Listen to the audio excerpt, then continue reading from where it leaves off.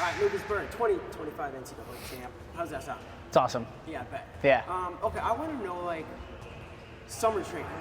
What'd you do, like, what was your training like this summer? How's it evolved for your, maybe end of your high school and college career? What you do and how you maximize your summer? Yeah, I think kind of it's more of, as a freshman, you have to get in and you kind of got to go through those days where it's very tough and it's like, all right, I got to push through. You don't really have your style yet. Like you had your high school style, but it doesn't always work in college. Like it's something where you kind of got to develop like top and bottom. Like there's kind of certain aspects that you have to work on where kind of coming into the senior year, it's like, all right, I know how I'm going to wrestle. Everybody in the country knows how I'm going to wrestle. It's like, how can I like disguise stuff better? It's kind of turning more into a chess game rather than a checkers game. Okay, can you expand on that a little bit? Yeah. So it's kind of, I have everything that I'm gonna hit. Like I have my ankle pick, I have any throw I wanna hit, I have my front headlock, I have a single leg. Like there's so many different moves that I know how to hit and that I'm really good at, but it's like, okay, everybody knows they're coming. How can like we disguise that to where it's not as like, hey, he's going to hit his ankle pick, hey, he's going single leg. Like I feel like when you're a freshman, you can kind of get away with just kind of firing stuff off because nobody really knows what's coming. Like nobody really has an idea, but kind of once you've been in there and you're a veteran, I guess you would say, it's like everybody knows how you wrestle. So it's like, all right, I have to be able to disguise everything. That's where like that chess into checkers kind of analogy where it's like chess, you have to disguise everything. It's got to be hidden all your traps, and then it kind of works out in the end. So basically, setup, whether it's a one or however many. Yeah. Moving the guy, faking, pulling, fake pull, putting your hand in a certain spot, pushing them one way, pulling them the other, and then kind of firing it off. Yeah. Do you feel like a target on your back situation? No. No? I actually think the target is like so far removed from like the situation because it's turned into like, I got the goal. Like a one-time national champ, like there's not many people that get to say that. Now, a two-time national champ, not many people get to say that. So it's like, there's still that goal of like, you know, being another national champ, being a Heisman Trophy winner. But now it's like, okay, well, there's no pressure. Like, I did the goal. Like, I've reached kind of the top of the summit. And now it's like, all right, we can let loose more. We can have a little bit more fun. We can kind of develop the style a little bit more and look to score more points. Well, it's funny because a lot of times people say there's more pressure, right? After yeah. It's all perspective shift. Yeah. Was there pressure last year or leading up? Yeah. You know that you're close and probably good enough, but you hadn't done it yet. No, yeah, for sure. Definitely like more pressure last year, especially coming off of an injury. It's kind of like, all right, how's everything going to hold up? You know, we're starting to get into the matches where it's like, all right, it's Big Ten season, you know, it's not easy every weekend. Like every weekend is tough. You're wrestling a top 10 guy every weekend, and it's whether you're sick, you don't feel well, you wake up on the wrong side of the bed, like you've got to find a way to gear up and get ready to go out there to wrestle, you know, the best kids in the country and find a way to win. Okay. I guess let's just talk about Big Ten season, right? Because it's a grind and a struggle. And what have you learned on how to like manage that half of the season where it's like stud, you know, at national champion, you're not stud after stud. Yeah, you got to wake up and be grateful for every day that you get to come in and train. And you know, the matches that we live for, at least like from my perspective, is like I want to wrestle the best guys. Like I want to wrestle the number 2, 3, 4, 5. Like I want to wrestle all the way down to 33, and you know, test myself against everybody. Like if I could wrestle the number 2 guy in the country every weekend, like line it up. It's one of those things where it's you want to wrestle the best.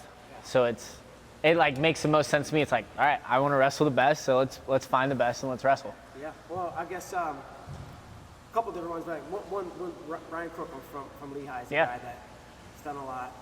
A lot of people are excited for a potential matchup between you guys. Have you seen that match in your head, or think about how it might go? No, not like I'm more of a kind of just like go out there and let it see what happens. Like obviously, like I've seen him wrestle. We wrestled in high school. Granted, we're both two completely different wrestlers than we were in high school, but it's kind of some of those things where it's like, all right, we're both really high level wrestlers, so we're gonna go out and we're gonna just see who the better wrestler is. And then I don't know, is Ono gonna wrestle this year? I have no idea. It's like I feel like people have talked about it. People have said he's gonna redshirt. People have said he's gonna start. Like it's kind of one of those things where it's just kind of up in the air. Yeah. Is he a guy you would want to wrestle? Yeah. When I got to train with him, it was fun. With like. When was this? This was last year, December. I was out in Philly with Ellie, and like Ono was in town, and I'd got a hold of Burroughs, and I was like, hey, would love to like get to train with him, and obviously didn't know he was gonna come be wrestle in the NCAA. But it was like having the opportunity to get to just train with him and kind of see, because it was obviously coming right off being a world champ. It was like, all right, we'll get to train with the best, especially around somebody around my weight, and that was fun. And then everybody kind of the rumors where he was making his way into the NCAA. It was like, cool. There's another great guy that like he's one of the best in the world, and getting to wrestle with somebody like that's gonna be fun. Yeah. What did you feel? Right. What did he feel? I don't know, what did he feel like when you wrestled? It was a lot of like play wrestling and sparring, and like he's really good in underhooks. He like has really good pressure. It's one of those things where I also think I'm a really good matchup for somebody like I don't know if many people know, like I have a really competitive Greco background. Like I was on a world team. It's kind of one of those things where I'm very comfortable like upper body. So it's one of those things where I don't really see myself getting bullied by somebody that has a really good underhook, or like bullied by somebody else, Yeah. I think we had a match at the Olympic training center. We did. I was talking with Luffman about that downstairs. It's somewhere. I'll have to see if I can dig that. Was 2018? 17. 17. Okay. Yeah. Awesome. Okay, All-Star duel. Right, you're wrestling Dylan Shawver. Yep. And you guys wrestled a 6-5 match. I just saw the box score. I think at a duel was. Yeah, was right? Something like that. Yeah. How the match went? I remember in like the first period, I had a takedown, and they gave me 11 seconds of riding time, and then Rutgers challenged it, and then they took it all away and said yeah, they said I didn't have control. It's like it was like a bizarre like situation. Doesn't like at the end of the day like doesn't really matter. But again, like Shawver's another guy that I wrestled in high school. We wrestled in the state finals. Really? Yeah, like we had a 3-2, 4-3 match in the state finals 2018. You won? Yeah. Okay. So it's like it's kind of somebody I've wrestled with. I've watched him, develop. And it's kind of one of those things. It's going to be another fun match. We're both high-level wrestlers and looking to compete. Yeah. All right. You got experience on your side. What's the key to? You don't need to start sprinting now. Yeah. Right. Like, yeah. Some people start sprinting now and then they burn out. No. Yeah. You don't want to start your sprint now. How do you handle maybe what I'm trying to get at with that? Yeah.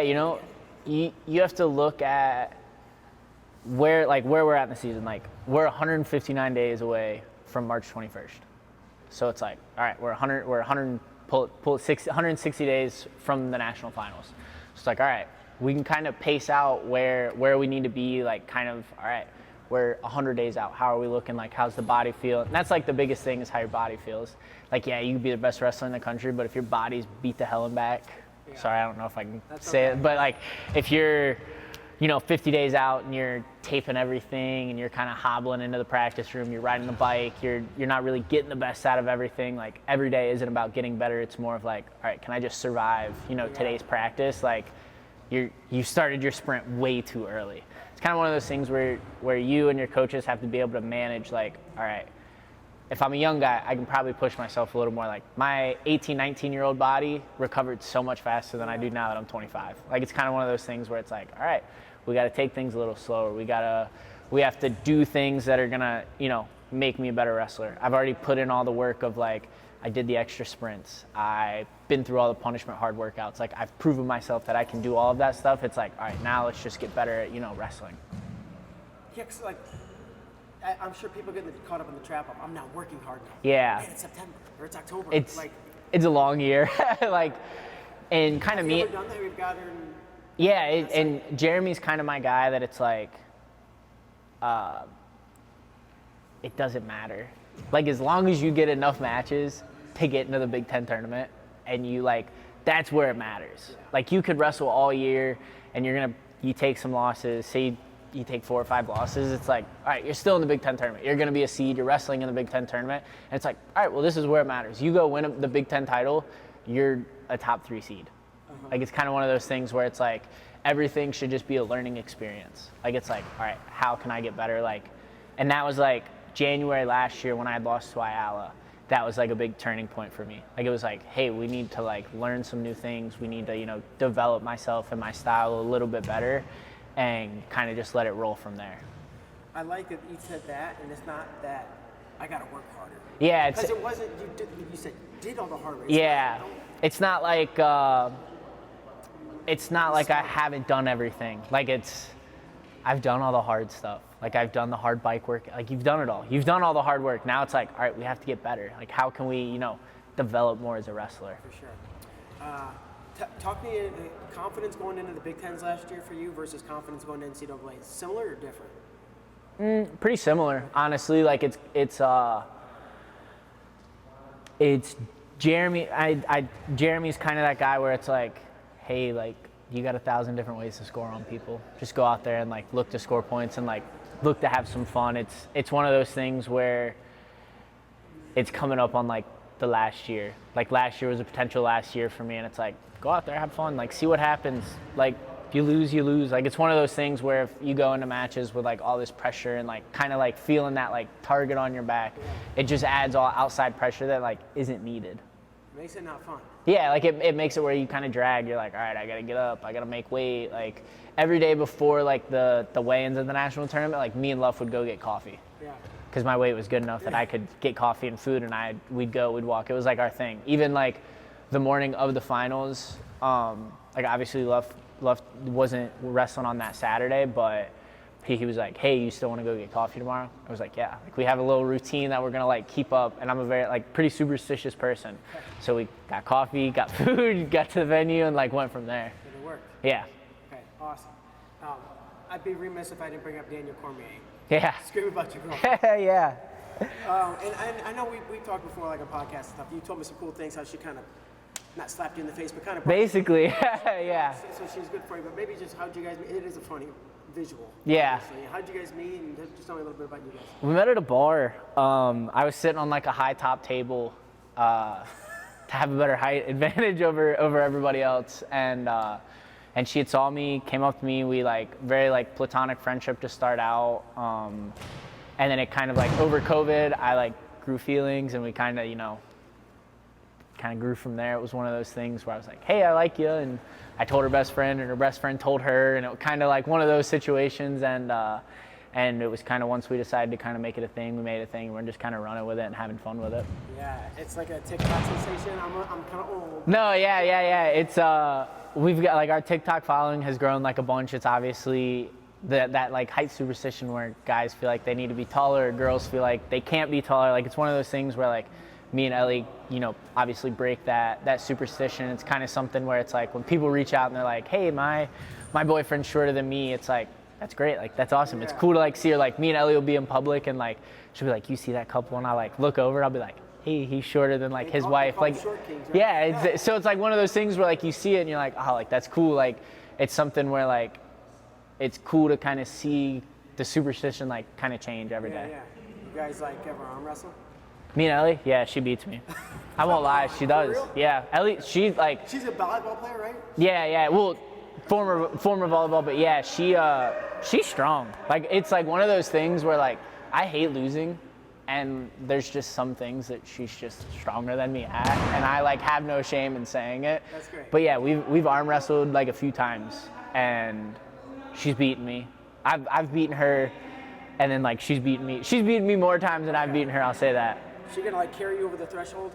She might.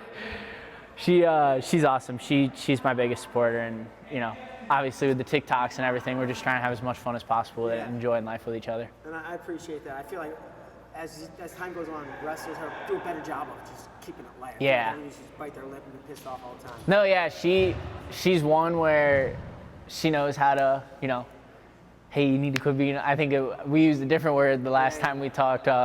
But it was kind of one of those things where it's like, she knows when like it's like, hey, you gotta figure it out, because obviously Ellie's a high level athlete, and then she knows there's times where it's like, hey, like relax, don't be like stressed, like keep yourself calm, like during like kind of that national tournament, like the Big Tens, like obviously she was there and it was, talking me through the day, like how do you feel, how's the body feel, like stuff like that, where it's like you got a little sports psych on the side. Yeah, basically, like it's somebody I can talk to, and it's easy when she was a Gatorade Player of the Year, like she's been at the highest level of volleyball, like she knows what it's like to kind of be at that cream of the crop, and it's nice to be able to like have somebody to be and kind of be like my sports psych, to where it's like, hey, I'm feeling like crap, like how you know, can we work through this, and, you know, we'll just chat and kind of work through things. Yeah, that's awesome. Not everybody can experience that.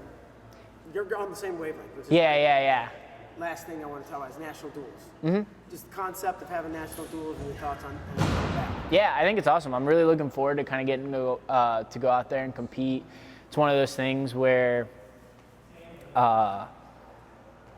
it's the top 15 teams or something like that, where it's like I said earlier, like, I want to wrestle the best. So it's like, all right, these are the best teams. Like, as a team, like, as a whole, that's like kind of speaking on everybody. Like, we want to wrestle the best teams. We think we're one of the best teams in the country.